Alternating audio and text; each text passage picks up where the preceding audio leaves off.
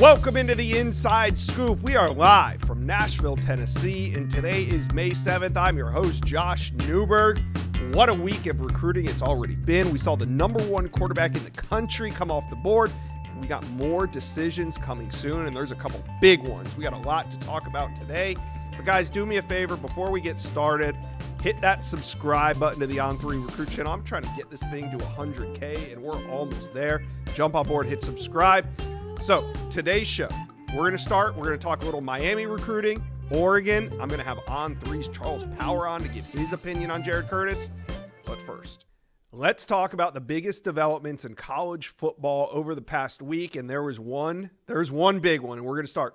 Dogs over Ducks for the number one quarterback in America. Maybe the biggest development, not just of the week, but the entire offseason. Jared Curtis, 6'3.5", 225 pounds, picks Georgia over Oregon. Were you guys here watching it live with us? We had quite a fun time on that live show. And in the end, Curtis, well, he's staying closer to home. He's not staying home because he's from Nashville, but he will be a dog. Picked him over Oregon. This was a long recruitment. Remember, at one point, he was committed to Georgia. He backed off that commitment. So Georgia landed the number one quarterback in America 2 times this offseason. We'll see if this one sticks. I have good reason to think it will. We spoke with Jared Curtis. Go watch the interview. He is now a vocal recruiter for the Dogs.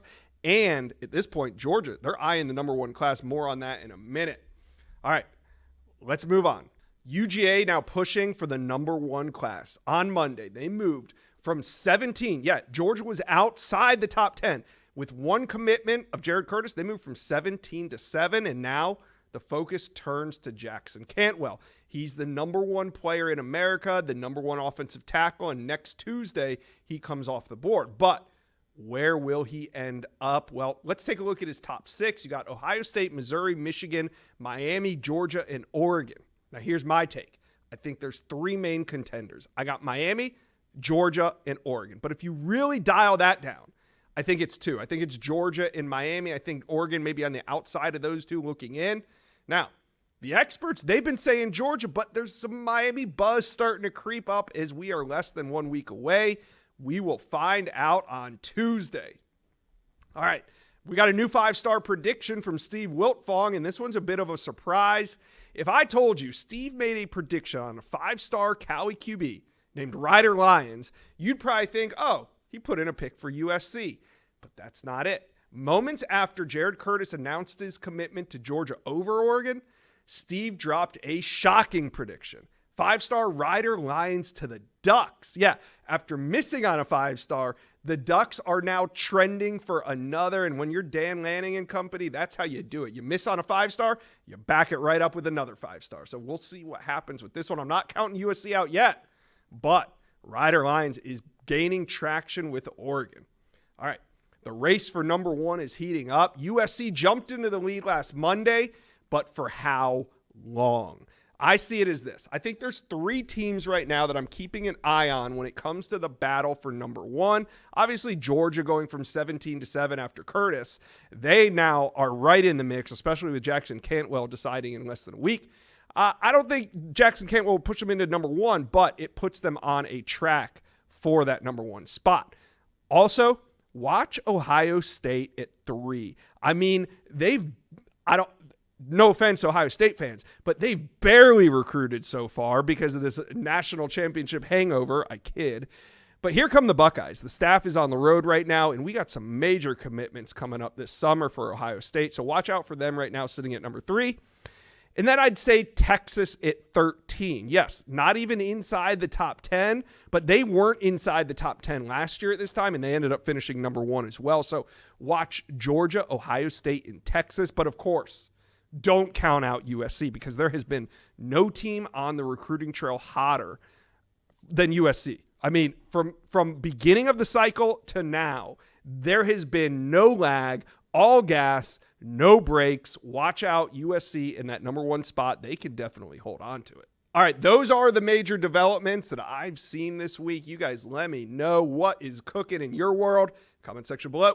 We got to talk some Miami Hurricane recruiting because we got Azubi Charles here. Azubi, every time I open my phone, I look on X, Miami's landing another commitment from the portal. You told me they've landed 7 in the spring. It feels like they've landed 27. But what do you like about this massive spring haul from Miami? Yeah, I really do, like the additions Coach Mario Cristobal and those guys brought in the Coral Gables. And obviously you'd like to see, Miami land these superstar guys out the portal. But I think this, portal class was more of, positions of need and filling depth, on both sides of the ball. You can start on the offensive side of the ball. Miami was in the market for a running back, and you land the top freshman FCS coming out of North Dakota State, Shamar Brown, rushed over 1,000 yards, 15 touchdowns. It's really hard to find a quality running back, and I think Miami got one of the best in the portal with Shamar Brown. Then you go to wide receiver Tony Johnson and Keelan Murray, and two shifty, crafty guys that Miami needed some seniors and older guys in that wide receiver room. Brought in 2 guys that have powerful experience that have produced at that level. And then on the defensive side of the ball, Keontae Scott, the most recently defensive back, Jacoby Thomas, out of Tennessee. You're bringing in defensive backs that have played at the powerful level and in, great situations. So really do like what Miami brought in on both sides of the ball and brought in a lot of veteran leadership, that I think that'll be very helpful for the Canes in 2025. Yeah, a lot of the talking heads are praising this haul from Miami in the portal. Now, let's switch gears. We're going to talk about Jackson Cantwell here in a minute. He announces his decision in under a week, but the Miami coaches, spring eval period, they are on the road seeing all their top targets. One that we know about is elite wide receiver Calvin Russell, South Florida recruit. Where's Miami in this recruitment? Yeah, Miami's in the thick of things with Calvin Russell. Obviously, like you mentioned, a South Florida guy, a ton of ties to the University of Miami. But as we talked about previously on the show, Fran Brown and the Syracuse Orange are doing a great job in that recruitment. But Miami's not going to go away, without putting up a fight. Last week during spring ball, both Shannon Dawson, offensive coordinator, and wide receiver coach Kevin Brown went to Miami Northwestern and checked up on Calvin. He's going to be announcing that commitment on July 5th after taking a few official visits during June. So Miami's steadily chipping away at this. Obviously, like I said, the Orange are kind of setting the pace in his recruitment right now, but I'm not counting out Miami by any means. And seeing, them send out both the offensive coordinator and wide receiver coach to check him out was something big to me and was something that, stood out to him as well. Yeah, it sounds like they're in a good position, and your dog also a big fan of Calvin Russell as well. All right, so Jackson Cantwell comes off the board in a week. That's one of Miami's top targets. But who are the names? Who are the top names that you think Miami fans need to know about as we hit summer recruiting?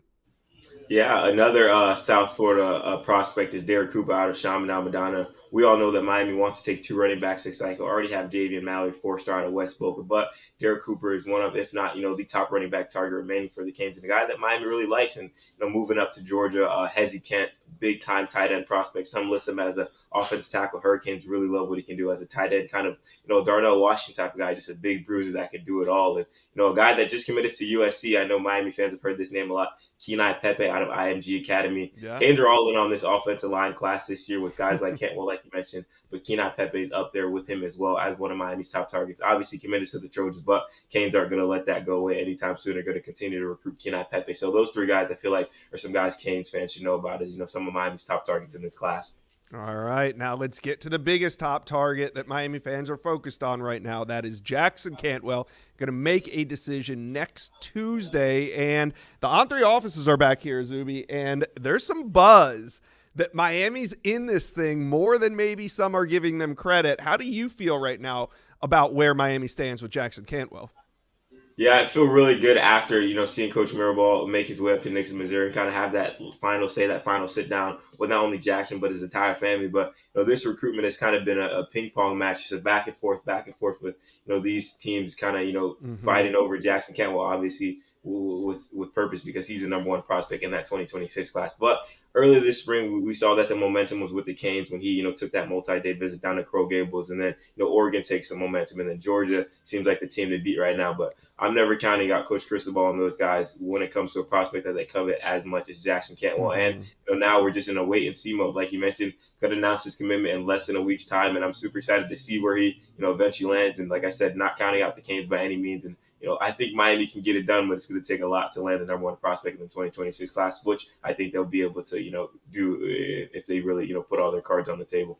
Yeah, we're going to be talking about this recruitment a lot up until next Tuesday. So Cane fans, chime in, talk to Azubi and I about Jackson Cantwell. What do you think? Is this the big fish Miami's going to land? Let us know. Let's talk a little Oregon Ducks recruiting. Just 2 days ago, Jared Curtis picks Georgia over Oregon.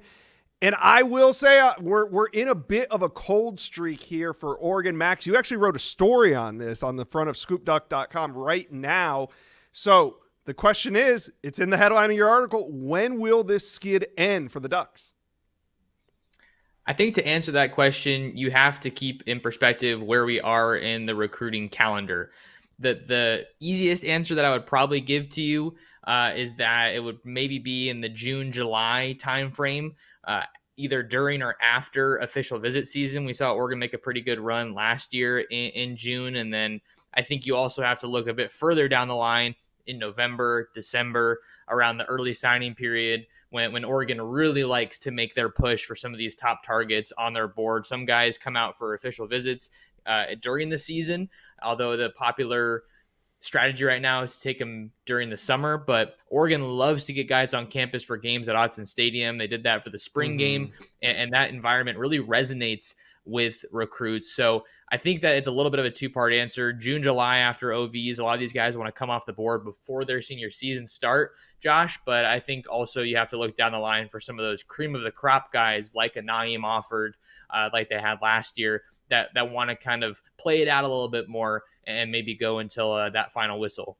Yeah. And, reading your message board, there's definitely a tone from the fans that Oregon's in some sort of skid for recruiting. But from my perspective, it's almost laughable seeing it from a national perspective, understanding the way Dan Lanning has recruited and will recruit into the future, just knowing that some of these top prospects, they don't come off the board when fans want them to. No, these 5 stars, they set their decision date. It's going to happen on their own time. No matter if Oregon's in a quote unquote hot streak or cold streak, they're going to wait. And Oregon fans, I mean, you've been through this enough, right? Like, we've seen what happens. I guarantee the tone on the message boards now will do a complete 180 by November, December. Oregon fans are going to love this class. I mean, I can't wait to see what Lanning does. And of course, yeah, they miss on some guys, but not every team in the country. There's only a select few like Oregon that swing at every big time recruit and have their name in every big time recruit. So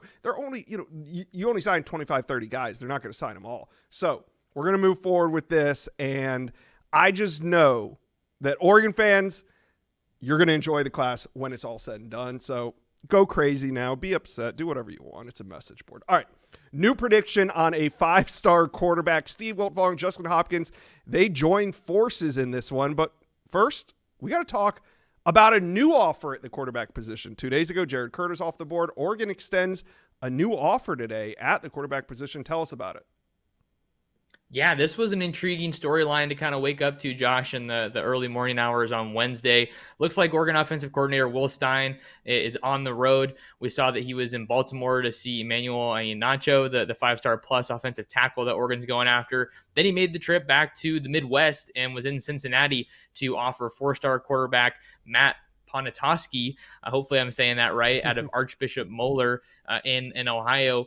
And this was one of those offers that kind of raises your eyebrows a little bit because you just had the predictions coming in for Ryder Lyons, like you mentioned. But I think he's a little bit down the line, obviously, with the mission trip aspect at play in his recruitment. So I don't think Oregon wants to walk away completely empty-handed at quarterback in 2026. They want to have a guy that they can bring in and add to the roster. And this offer on Wednesday is a really, really gifted quarterback and Ponatoski, who's also a really gifted baseball player, formerly committed to Missouri, but he is just outside the top 100 in the on 300, 101 actually. Top 10 quarterback in the rankings, one of the top uncommitted guys on the board. But the stats speak for themselves. The body of work speaks for itself.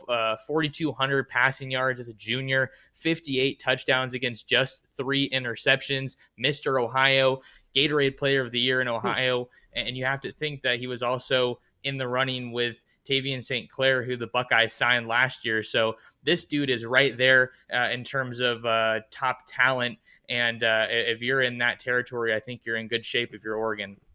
All right, so we'll talk about the prediction now. Moments after, within an hour after Jared Curtis commits to Georgia, Hopkins and Steve, and you know this is big because Hopkins didn't even wait till Tuesday. He put it in on Monday that they were putting in a prediction for Ryder Lyons, which was a shocker because Ryder Lyons from Folsom, California was leaning, or we thought was leaning towards USC, but both Steve and Justin dropped these predictions. How does this play with the new offer?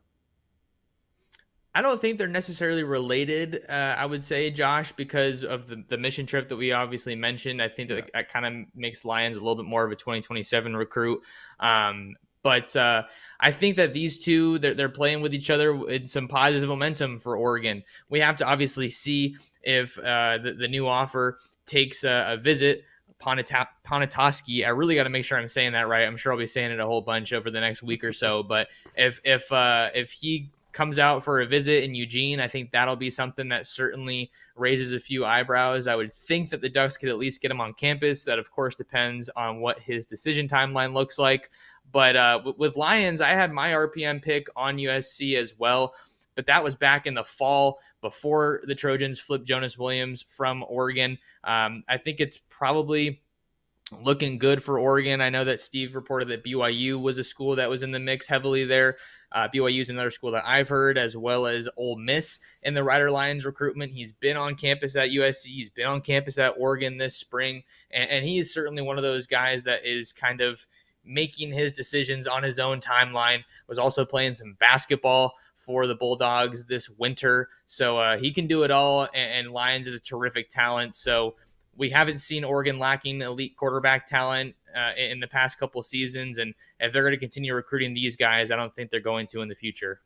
All right. Now we got to talk Jackson Cantwell, the number one player in America, comes off the board in less than a week, next Tuesday. Offensive tackle Jackson Cantwell will announce his decision. Max, he has a top 6 heading into decision day, but where do you put Oregon amongst those 6? Yeah, for Cantwell, I think that they're right there. I'd put them no worse than 3rd because it seems like coming off of that Oregon official visit for the spring game, Josh, he's kind of narrowed it down a little bit. You got Oregon, Georgia, and Miami. Ohio State's also in there, but I don't think they've been in the mix quite as long for Cantwell. So I think this is probably going to come down to a Georgia-Oregon decision. We know, of course, the Bulldogs and Kirby Smart just added Jared Curtis earlier this week. They haven't talked about being a package deal, but you got 2 5-stars that are coming off the board at around the same time, both pursued heavily by both Oregon and Georgia. So I know that he has a tremendous relationship with Dan Lanning, maybe one of the best relationships out of any coach in his recruitment. He's spoken super highly of him in interviews I've done. You got the Missouri angle with Lanning and Cantwell both being from Missouri. Alik Terry is a guy that he goes way back with. But as it stands right now, I think that I'm probably giving Georgia the edge here. He talked to me about how when he camped at Georgia, kind of trying to see how good of a player he is, how he stacks up. He just kind of felt a little something different with the Bulldogs and how they did things out there in Athens. So I'm not ready to call it just yet, but I think as it stands right now, I'd probably give the slight edge to Georgia, but maybe Oregon lays in the weeds a little bit. Not many people are talking about them, and they make a splash. We've certainly seen it before. All right, Max, let's talk with Oregon fans in the YouTube comments because the ones on the message board, they're a little shook right now when it comes to recruiting. But YouTube commenters, how are you feeling? Are you concerned if you're an Oregon fan with recruiting right now? Let us know. Comment section below. So the big news this week is Jared Curtis off the board. He is a Georgia Bulldog, picks the Dogs over the Ducks, and now I got On3 national scout Charles Power here with me. We're going to break it down. Georgia gets a huge pickup, maybe if he signs, their highest rated signee since Justin Fields. So What do you like so much about Jared Curtis and just where he's developing? Yeah, Josh, I think you have to start any conversation with Jared Curtis with the elite arm talent. I mean, he is a top arm talent. I would say currently in high school football, probably the top arm talent regardless of cycle. I think when you look at last year, he was comparable with guys like Bryce Underwood, Hassan Longstreet. I mean, the ball just jumps off of his hand. Explosive arm talent, can change multiple arm slots, deliver from any platform. So when you watch him, there's a legitimate wow factor to the way the ball comes off his hand. So we talk a lot about his throwing ability, but we know at Georgia, you got to have somebody that can do both. Is he mobile? Can he make plays from the pocket and outside the pocket? Yeah, that's one thing that I really like about Jared Curtis. He's a playmaker. He's creative, has a great improvisational skills, tough to tackle. He's 6'3.5", 225. He has kind of an NFL type of frame right now. Nice. So he's tough to sack. He makes a lot of really impressive second reaction plays. Ran for 637 yards, 18 touchdowns as a junior. So you can run design plays with him. He can scramble. So there's a lot of things he can do. And I think when you're looking at what he brings to Georgia, the arm talent is huge. He's a mega arm talent. But also when we're talking about these big games that these teams get in late in the season, college football playoff type of games, he's a potential X factor just from a playmaking standpoint. All right, Charles, you get out. You see a lot of guys in person, but lucky for us, we're here in Nashville, Tennessee, where On3's located. Well, guess what? So is Jared Curtis. So you've gotten to see him up close and personal. What's one of the things that he's really developed over the years? I think he's dialed in his accuracy, Josh. Accuracy and just operating efficiency. He increased his completion percentage by 14 points from his sophomore to junior year. I think that was something that we wanted to see, and we saw it. So I think anytime you're looking at these top quarterback prospects, you really want to see improvement year over year. And I think Jared Curtis showed that. He moved into our number one quarterback spot in the middle of last fall, just based on how impressive of a junior season he was having. I think when I go back and watching these games every Friday night, Jared Curtis's best plays, I think, would stack up with anybody that we saw last year. He was making really impressive individual plays. So, this is a situation where there's legitimate challengers for that number one quarterback spot. It's not set in stone by any means. Absolutely. But I think the improvement Jared Curtis showed was really encouraging, and I think we're going to be looking for similar type of improvement from that group, as seniors, and that's going to be like the biggest evaluation point for us. Yeah, you got some really great quarterbacks in this class. You got Diabell. He's trying to become number one. Faison Brandon committed to Tennessee. This is a loaded group. So what would you like to see? Jared Curtis is our number one, but of course he has another year of development. So what do you need to see from Jared Curtis for him to hold on to that number one spot? Yeah, so, Jared Curtis does not play the highest competition level. So I think if we were able to see him in a neutral setting, that would be really encouraging. I have seen him at a camp, and he was very impressive at the camp we saw him at last year. But I would love to see him in a neutral setting, maybe an all-star game, Elite 11 type of event. We'll see if that materializes. But, I think just continued improvement, just the operating efficiency, the accuracy, decision-making. We know the physical tools. Like, he has NFL traits. So I think just continued honing in, polishing his game would be the biggest thing that we want to see. All right. One of the things that I enjoy about our player profiles and something that you do with a lot of the prospects is your player comp. So who do you compare Jared Curtis to? Who's maybe, moved on, maybe he's in the NFL, but who would you compare his game to? Inside Scoop listeners, I got to tell you about a company that makes this show possible. It's Rhoback Activewear. The only way to describe Rhoback is best fit, best feel. And for those who are not familiar with Rhoback, they are completely changing the game with their incredibly comfortable activewear.